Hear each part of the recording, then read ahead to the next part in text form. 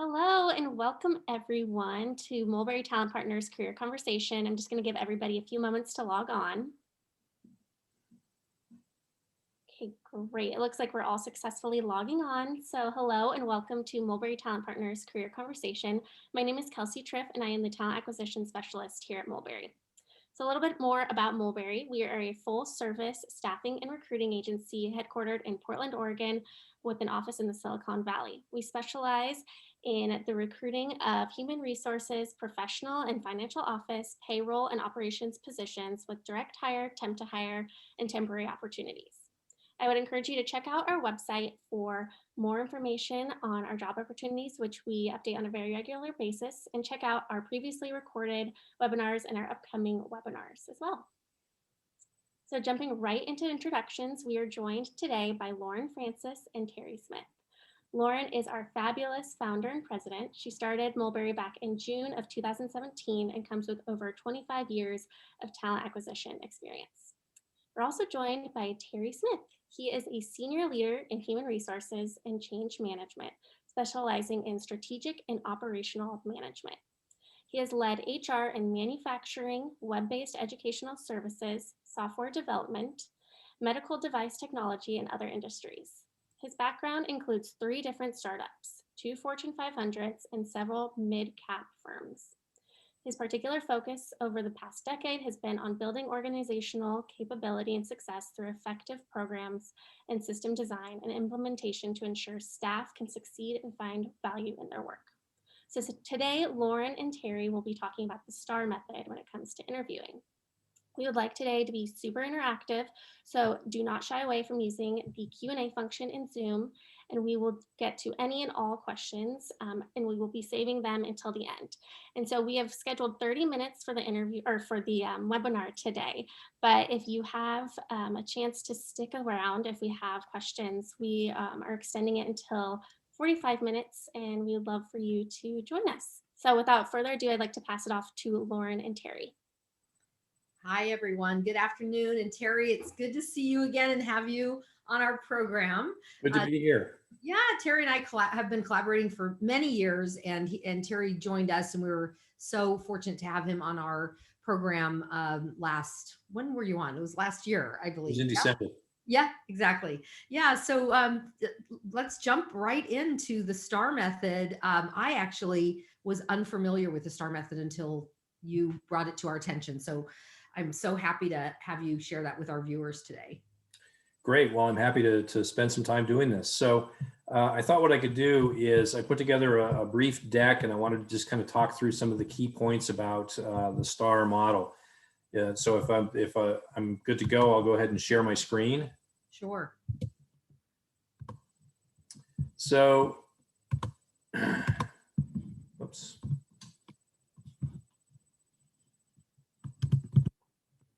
All the way at the end there. Okay, so the STAR model basically is an acronym, which we'll talk about in just a second, but the idea behind it is that it's a behavioral approach to interviewing. The STAR model seeks to determine specific situations in your past work experience that might relate to the role that you're interviewing for, and how you handled those situations or how you behaved or operated. The interviewer is essentially looking to assess your answer to see if you can take initiative and action should similar situations occur, and also to determine how well you can relate your past experiences to the current need. And that's where it can often be very difficult, because you're being asked kind of on the spot to connect the dots between something that you did before as it would relate to what you might do now. So that's where some of the challenges that I've heard from people that I've talked to about this can occur. So I wanted to just give you a little bit more about what the actual model is. And so STAR is an acronym for situation, task, action, and result. So when somebody asks you a STAR question, they're asking you to provide an example of a particular event, a project, or a challenge of some kind that you dealt with in the past. What were your responsibilities or your assignments relative to that situation. What were the steps that you took or the procedures that you engaged to either relieve or rectify the situation? And then because of that, what happened? What was the result of your actions? So it's a very structured approach. The idea is that you follow a pattern of thinking throughout the entire question. So, so the types of things that interviewers are looking for in a STAR-based model, they're looking for how well you performed under pressure. They're looking for the questions that they will ask you will have to do with situations that might have been pressure situations of one form or another, how you handle stressful situations or conflict, how you operate in a situation where you may have made a mistake or you may have done something that didn't work for whatever reason, and how you operate when you are meeting or not meeting goals, and how you interact with other teams and with members on your team and so forth. The idea is to really understand how you operate as an individual in the organization. So I'm sure many folks have heard these lead-in cues before. Some examples of these lead-ins: tell me about a time when. And so that will be followed by a sequence of what was the situation and what did you do? What did you have to do? What did you do? And what were the results? Give me an example of something like a challenge or a project or a task. Have you ever encountered a situation such as, or describe an instance when you've had to? And these are all very, very easy cues for or triggers to know that you're being asked a STAR question. Once you get the pattern of it, it's a relatively simple model, and a lot of people use it. I could kind of editorialize a little bit about how well some people use it versus others, but maybe we'll have that conversation another day. But the point of it is that it's really about understanding how you behave and how you operate. So as I was thinking about putting this together, I wanted to give you some thoughts around what for lack of a better phrase, I call them pro tips. And these are really, really key things to being successful with the STAR model. One thing that's just a general tip, whether it's you're dealing with the STAR situation or not, is it's really important to answer interview questions from the perspective of I, as opposed to the perspective of we. The interviewers are really wanting to know what you did and what you were able to create and what your impact was.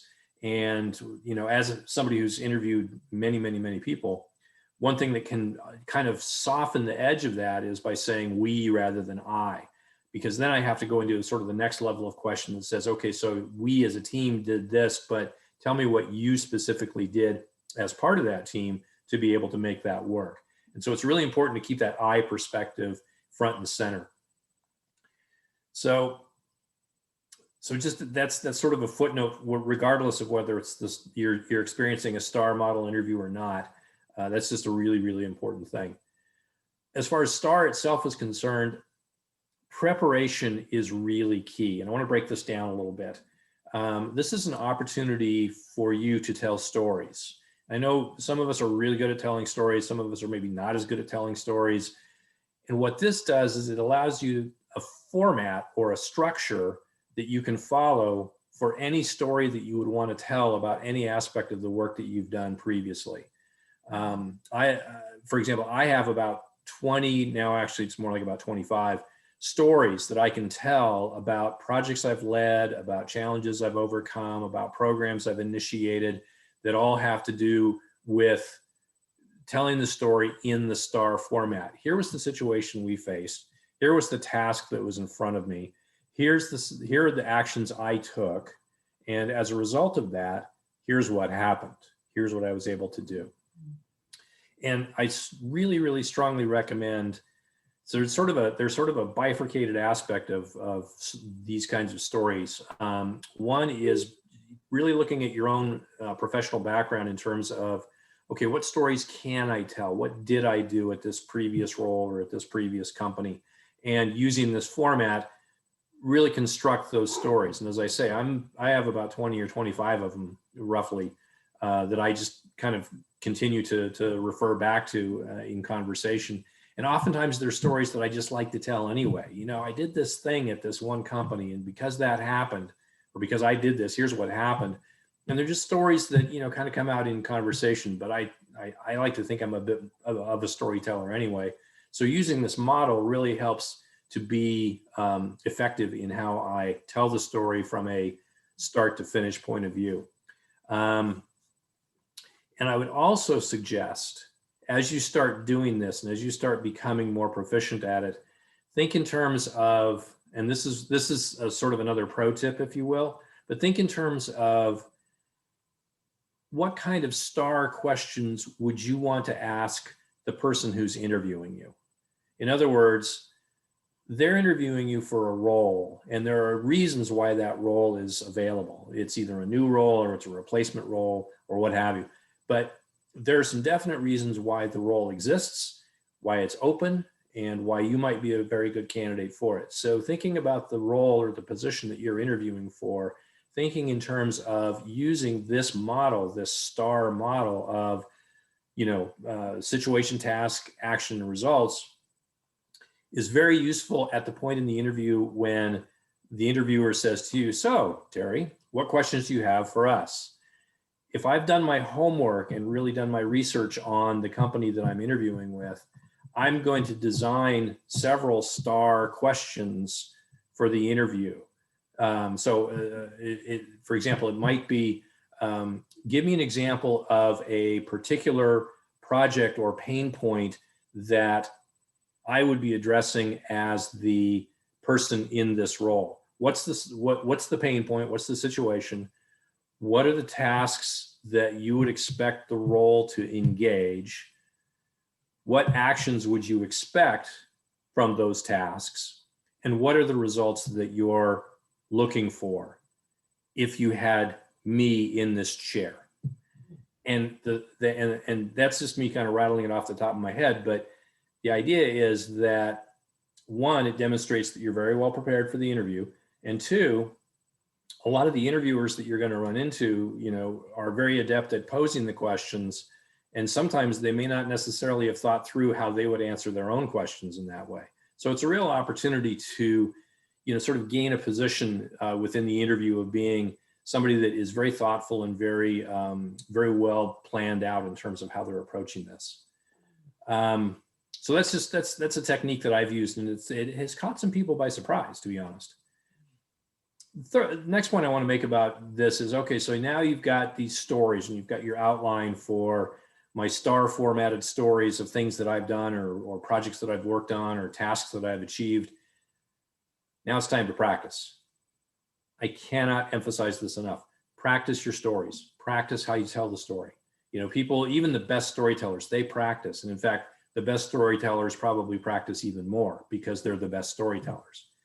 And it really is valuable to practice with friends, colleagues, your neighbor, whomever, but to just sit down and practice delivering these stories. Because when you're in an interview situation, number one, you want to be able to have at the ready stories that you can tell that relate to the role. And it also gives you more of a sense of comfort with the format, so that if you're telling a story that is more specifically aligned, specific to the role, which is the second part of the bifurcation, is really focusing on what is the expectation of the organization in terms of what they want out of the role, and really formulating your premise and your presentation around the role and around the organization. You want to be able to do that in a manner so that you can do it concisely and completely in a short time frame. I give myself sort of a rule of thumb of anywhere from 60 to 90 seconds to answer a STAR-based question. And you'd be surprised how much time that really is, especially if you're very comfortable with telling stories in that format. The more you practice, the more comfortable you're going to be with the format. And kind of going back to what I alluded to a moment ago, really trying to make the connection and match what your stories have to say about you to what your research and your investigation has led you to know about the company you're interviewing for. That's a real key thing. And if you're able to demonstrate that effectively, that provides a real impressive, if you will, presentation. So I, not we, preparation, practice, matching. Those are key sort of pro tips. But what I really want to kind of have you come away with from this is really three things. And I've talked about all three of them, but I'll just reiterate them. If you remember only three things from today: telling stories, being prepared, practicing. And those are the sort of the key three things that I recommend in dealing with the STAR model. So one last point: if you Google, or whatever your particular search engine is, if you utilize your search engine and just plug in STAR interviewing, there's an enormous amount of material out there available. I listed just a few, Google, Indeed, the Muse, Ladders.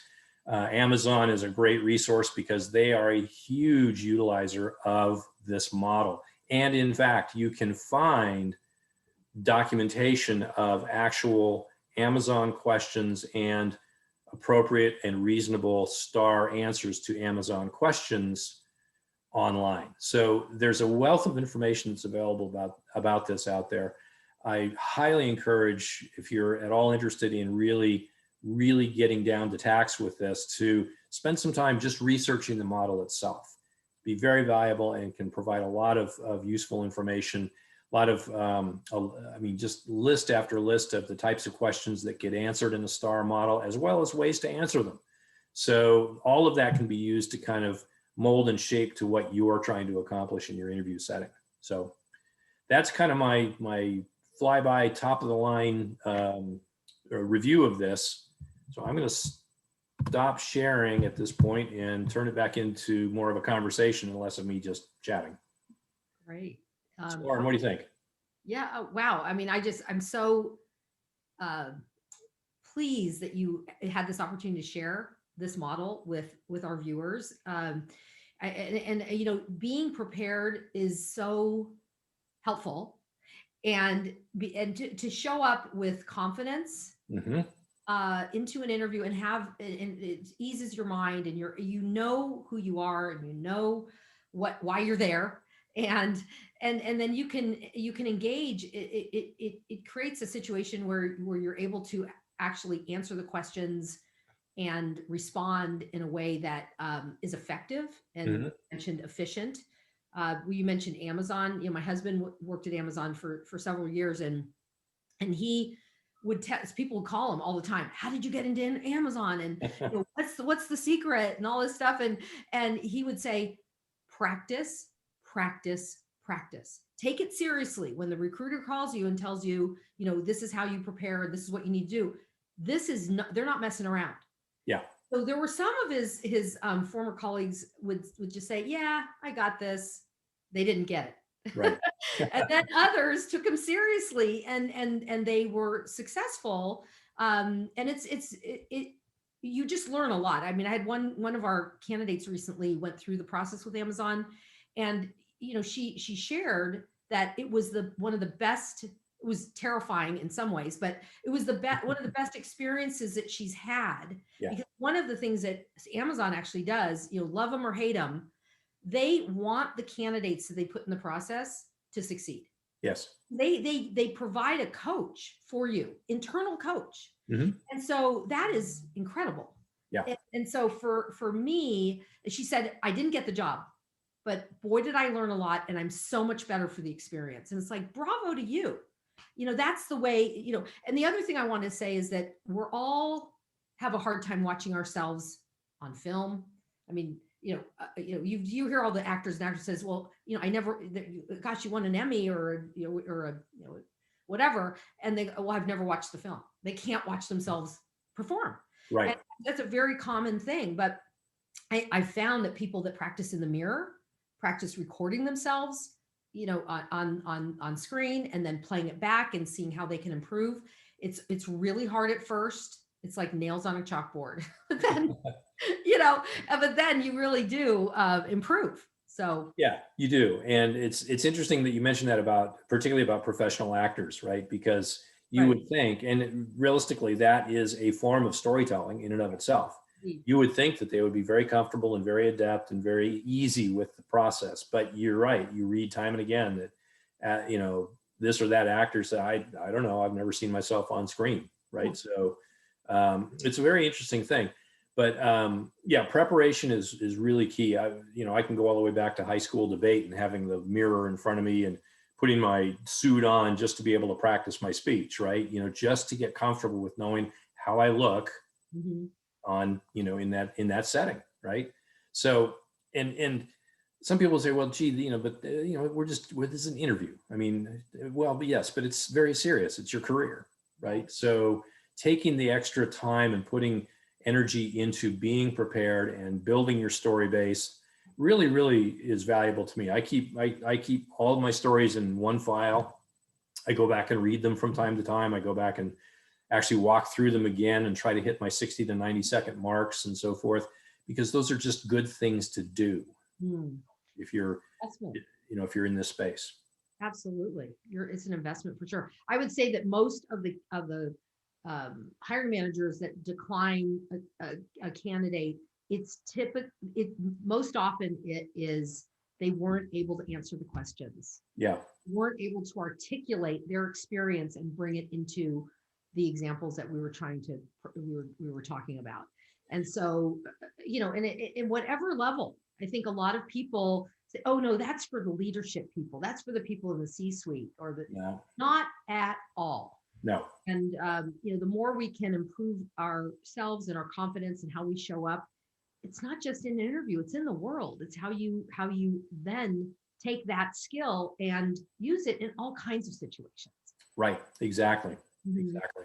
And it's interesting too that, even at that C-suite level, Mhm. I've seen plenty of examples of people who, same thing, they just have a challenge telling the story and they have a challenge telling it the way that it makes sense for me to understand. They're challenged with relating their experiences before to the experience that they need now. So it's really, it's not, it's very universal. It's not specific to any one group or category of employees. Yeah. So it's a valuable tool, and I highly recommend getting comfortable with it because it's going to happen one way or another. It's very popular right now, and it's been popular for a while. One thing I'll say before we get to questions is that I think a lot of people, the example you shared about people that aren't prepared for your questions. Mm-hmm. Oftentimes that's true. Many times there are people that just don't interview. There's a conversation, but they're not prepared for this style of interviewing. Right. And sometimes those interviews kind of go off the rails. They kind of go in all these different directions, and so what it allows someone with the STAR practice to showcase is to keep that on track.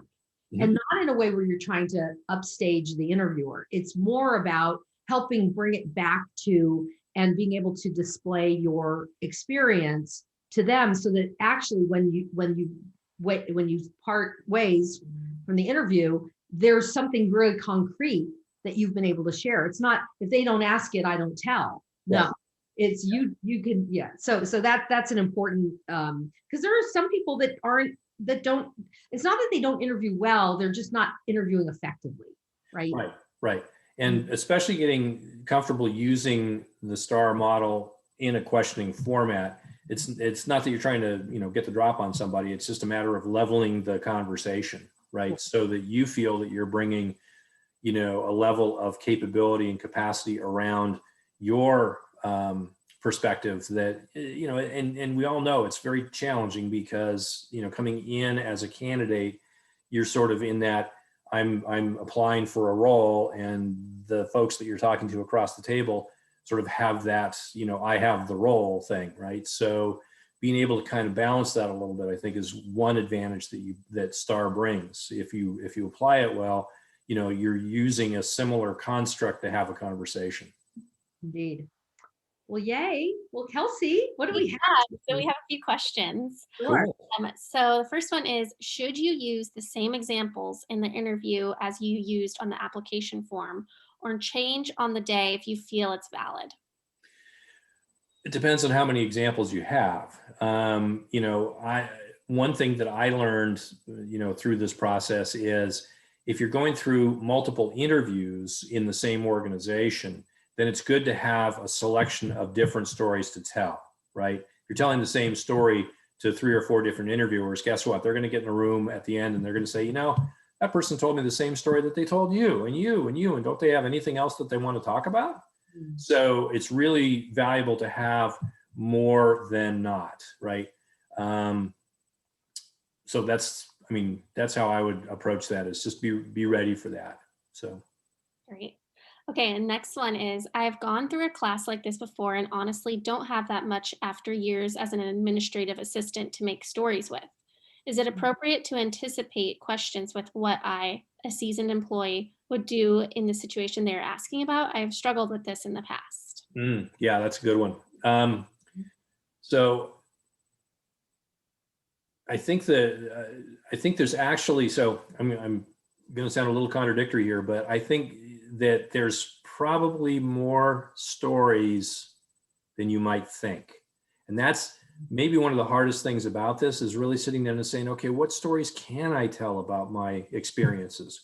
What have I done to, even if my job or my work seems to have been kind of routine and kind of, doing the same stuff over and over again, day after day, or whatever it might be, there's still stories in there, and the hard part is really sussing out what those stories are and really thinking about, okay, what did I do to, for example, improve somebody's, work on a particular day or on a particular project, or what was one specific thing I did to help out somebody that I'm supporting in an administrative role? What was an example of a particular thing that I did, because I did it, that person's life was a little easier, right?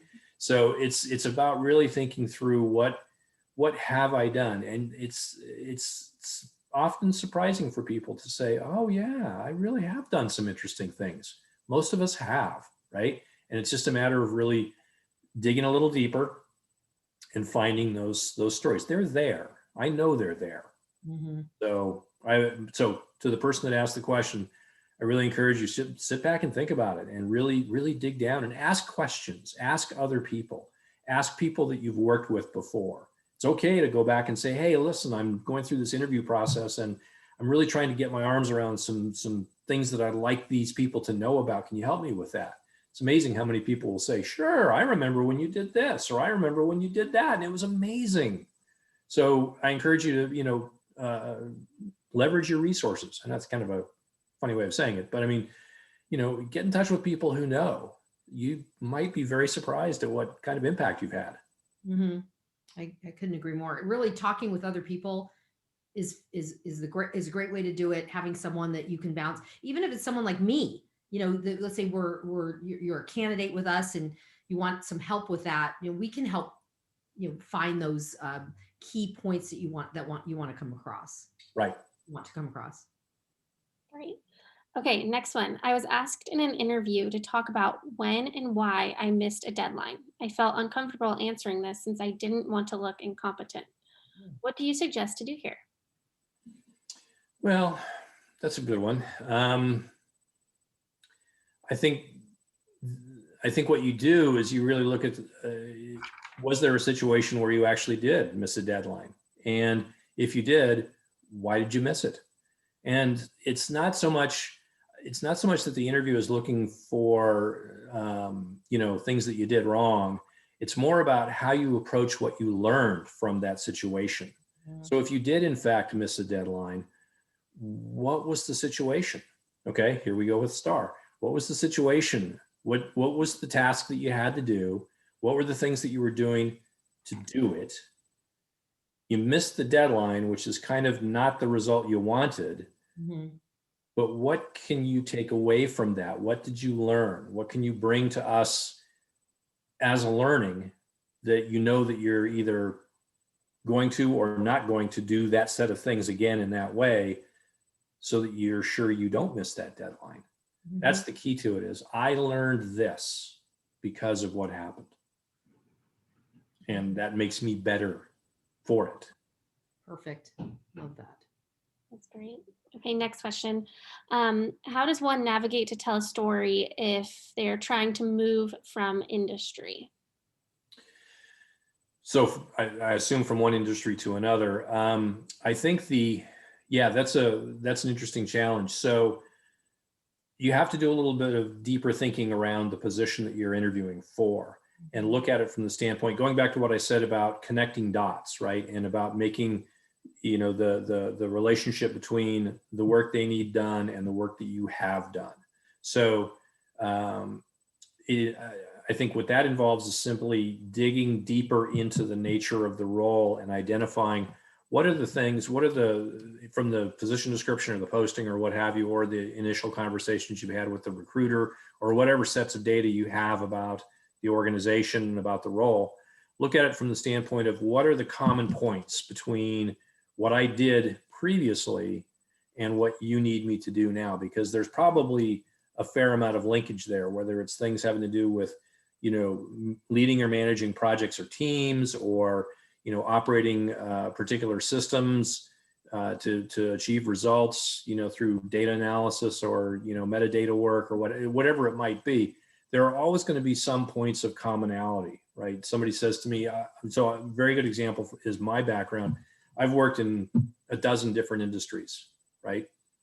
And that's been intentional. I'm very intentional about those kinds of things, because number one, I didn't want to be vertically pigeonholed into any one particular industry. Number two, there are a ton of things that I do in my work that cross all industries, right? Whether it's team building, or whether it's, coaching, or, coordinating team efforts, whatever it might be, there are things that are fundamentally very similar. And I happen to have the advantage that my world is about people, right? And people, working with people who have different technical skills is fine, because fundamentally they're still people, and they still have a lot of the same kinds of challenges and opportunities and so forth. And so finding sort of those fundamental connection points is what I would recommend. They're there. I would also add that the transferable skills is what you're saying, and to be able to articulate the transferable skills that you bring. For example, we have a lot of people that have been in administrative coordinating roles, whatever it is. It might be HR coordinating, or recruiting coordinating, or it might be administrative assistant coordinating. So we have a couple of administrative assistants we're working with right now, and they're wanting to get into recruiting. And so basically helping them see how their administrative background is a very strong fit for a recruiting coordinator role. Right. And they can utilize those skills and add a lot of value, and would come up to speed very quickly because of the work that they've done. So that's a perfect example. Yes. Of the ability to move into a different industry or into a different role. Right. Absolutely. Great. Okay. Say you have a star that you really want to share, but the interviewer hasn't really asked that specific question. Can you give an example of how to work that into the conversation?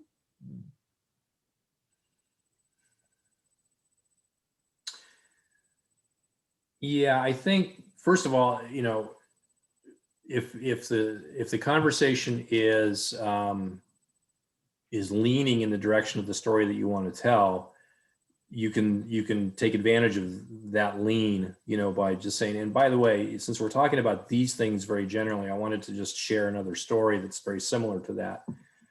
Or if it's not, and the interviewer, for example, may pause and say, so do you have some questions for me? Or are there things that you would like, that we have not yet talked about? A lot of interviewers do that, particularly recruiters, I found really, really kind of rely on that. What have you not told me yet? Mm-hmm. And so that's a perfect segue for something like that. But if you don't get that, then a third possibility is to simply say, as we've been talking, I wanted to share another story about some of the work that I had done that I think is very relevant to the conversation, but we haven't really touched on anything like it yet. But can I just give you a bit of a perspective on another aspect of my work. And I've had that happen to me as an interviewer multiple times. And I'll say, sure, and then I'll be in the position of being able to gauge, gee, is that really something that is relevant and valuable? Yes or no?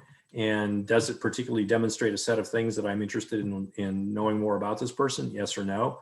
But I would definitely encourage that if it's something particularly you feel that is important, which it sounds like it is, that you take the initiative and say, hey, I've got one other thing I just wanted to share with you. Mm-hmm. Yeah, and you can even do that in a thank you when you thank the interviewer post interview. To in addition, you could say, I thank you and all that, but then there was one aspect of my background we didn't cover, and I thought it would be helpful for you to know blank blank blank. Yeah. And that way you're still bringing your skills forward, and you're I don't know, it shows that you know who you are, you know what you bring, and you know how you could add value. Mm-hmm. And I think that's helpful for candidates to articulate that. Yeah. Mm-hmm. Yeah, I agree. Okay, next question. In thinking about stories to tell, what if it's from a while back? Do interviewers care about how recent the example is that you're sharing? Good question. Not really. As long as the example has relevance and impact, or shows that you're considering what you've done in your overall career that relates to doing well in this role. I've listened to and provided examples that go back, 10, 15 years, right? Mm-hmm. And it's really more about sort of the thought process that you went through and how you arrived at your actions based on the task that was required because of the situation and the results that you got from it, than whether it was, 10 years ago or 15 years ago or 20 years ago. Those things don't atrophy. So I think it's very appropriate if it's particularly if it's a really spot on example, bring it. Mm-hmm. Great. Okay. And then we have another question. How much detail should you tell in the story, and how many minutes would you the story? Well, as I say, I try to manage it to around a 60 to 90 second window. So a minute to a minute and a half for an answer. I've found that that's a pretty good range, and you can get a lot in there in 60 to 90 seconds, but you also have to be concise. So you have to be careful about what what data goes into those 60 to 90 seconds. So, there's no particular formula for how much detail to go into or not. It's just that you've got that kind of a window. So you really need to be thinking in terms of telling the story in a prioritized way. Here are the key things. The situation, 10 seconds on that. The situation was we were doing this and we were facing this. The task at hand was we had to go do this and we had to do it by thus and such date. And here's what I did. Here are the activities I engaged to get us over that finish line, right? And because we did, here's what happened. We beat the street's expectation. So yeah, I would say that maybe use that timeline as a means of thinking through the kind of detail and the amount of detail that you really can put in, and then be consistent with that. Don't try and embellish it. Now, what will happen is, particularly if they are intrigued with the answer that you gave, is that they'll ask for more, right? They'll want more information. So what if this was the case and you did this and so forth? What happened if, or what would have happened if, or how did you approach, and who was involved, and who are your stakeholders? And they can go into a ton of additional questions based on your story. And that's your opportunity to get into that detail. Okay. Mm-hmm. So that's a very common point, is that, they may want to know more. So keep some details in reserve so that you have them to share when that occurs. Mm-hmm. Great point. Great. Well, it looks like we got through all of our questions. So it was nice that we had a little extra time at the end. Great. That's really great. Thank you, everyone, for your participation. So just a few A few conversations coming up. So next Tuesday, we have Mark Oliphant with us. He's going to be speaking about employment law changes, current and prospective, under the Biden administration. And then on May 20th, we're joined by Kia Myers-Dugan, who is going to talk to us about planning your career pivot. And so here are a few ways to stay in touch with us. Feel free to connect with us on LinkedIn. We would love to connect with you. And feel free to email Lauren and I directly if you have any questions. And then we want to thank you all for choosing to fly with Mulberry. We know that you have many different options when it comes to webinars, and we're so happy that you chose ours. And thank you so much to Lauren and Terry. Thank you. And thank you everybody for joining us today. Thanks so much. It was an excellent program, I have to say. It was so fascinating to hear what you had to say. And I think this is going to be so valuable for people. So happy to spend more time on it at some future point too. Sure. We love having you on, and we'll have you back. Awesome. All right, everyone. Until next time. Bye-bye. Thank you.